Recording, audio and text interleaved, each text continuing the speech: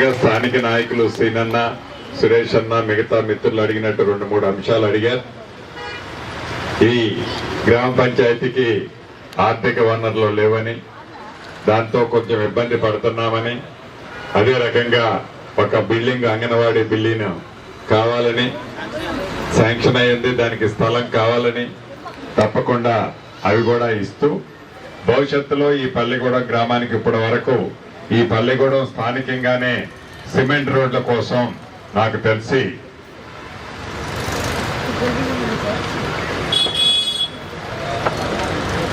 45 లక్షల రూపాయలు ఇప్పటి వరకు ఇచ్చాం. అంగన్వాడీ పాఠశాల భవనం ఇందాక చెప్పిన దానికి 12 లక్షల రూపాయలు శాంక్షన్ చేశాం. వివో భవనానికి 10 లక్షల రూపాయలు శాంక్షన్ చేశాం. అదే రకంగా అంతర్గత సిమెంట్ రోడ్లకి మళ్ళీ 5 లక్షల రూపాయలు, అంటే సిమెంట్ రోడ్లకి 50 లక్షల రూపాయలు ఇప్పటి వరకు ఇచ్చాం.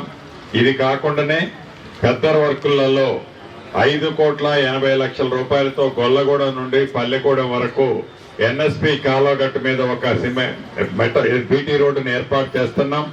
అదే రకంగా పల్లెగూడెం నుండి ఓయా తీర్థాల, పోలేపల్లి, గొల్లపాడు మీదుగా మంగళగూడెం వరకు 55 కోట్ల రూపాయలతో ఈ రోడ్డును కూడా పనులు యుద్ధ ప్రాతిపదిక మీద జరుగుతున్నాయి.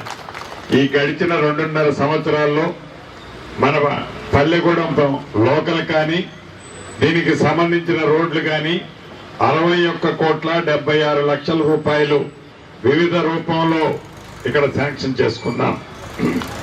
ఇవే కాదు, పేదవాళ్ళ సంక్షేమం కోసం, పేదవాళ్ళకి మంచి చేసే దాంట్లో సన్నబియ్యం ఇచ్చే కార్యక్రమం కానీ, అదే రకంగా రేషన్ కార్డులు కానీ, అదే రకంగా ఆడబిడ్డల ఆర్టీసీ బస్సులో ఉచిత బస్సు సౌకర్యం కానీ, 200 యూనిట్ల ఉచిత కరెంటు కానీ, రైతన్నలకు రైతు భరోసా, రుణమాఫీ, 500 రూపాయలు సన్నవడ్లకి బోనసులు కానీ, ఇలా ప్రతి వర్గాన్ని ఈ ప్రభుడా పేదవాళ్ళకి, ఎవరైతే అర్హులైన వయోవృద్ధులకి, వితంతువులకి, ఇతరత్ర కూడా పెన్షన్ అప్లై చేసుకోమని చెప్పాం.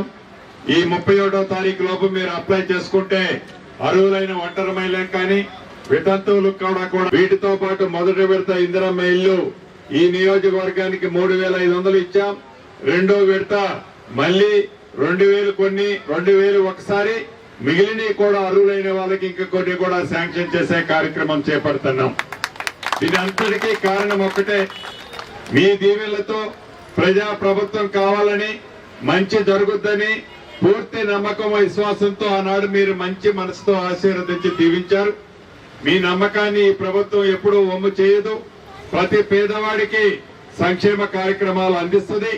అదే రకంగా ఇళ్ల స్థలాల సమస్య ఎన్నికలప్పుడు చెప్పాను, ఇప్పుడు చెప్తున్నాను.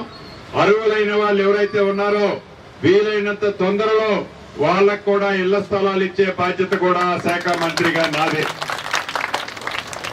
వాటిని కూడా వీలైనంత తొందరలో ఇప్పించే కార్యక్రమాన్ని గౌరవ కలెక్టర్ గారు ఎక్కడైతే ల్యాండ్ అలైన్మెంట్ ఉందో, అసైన్ ల్యాండ్ ఉందో ఒకసారి వెరిఫై చేయండి. చేసి మనం గతంలో అనుకున్నట్టు కబ్జాలకు గురైన భూమి ఏదైనా ఉన్నా కూడా బయటకు తీయండి. తీసి అది పేదవాళ్ళు ఎవరైతే ఉన్నారో అర్హులైన పేదవాళ్ళకి వాటన్నిటినీ ఇళ్ల స్థలం ఇచ్చే బాధ్యత నాదేనని మరొక్కసారి మీ అందరికీ చెప్తూ, సర్పంచ్ గారితో పాటు ఇక్కడ పాల్గొన్న నాయకులందరికీ మరొక్కసారి మనస్ఫూర్తిగా అభినందనలు, కృతజ్ఞతలు తెలుపుతూ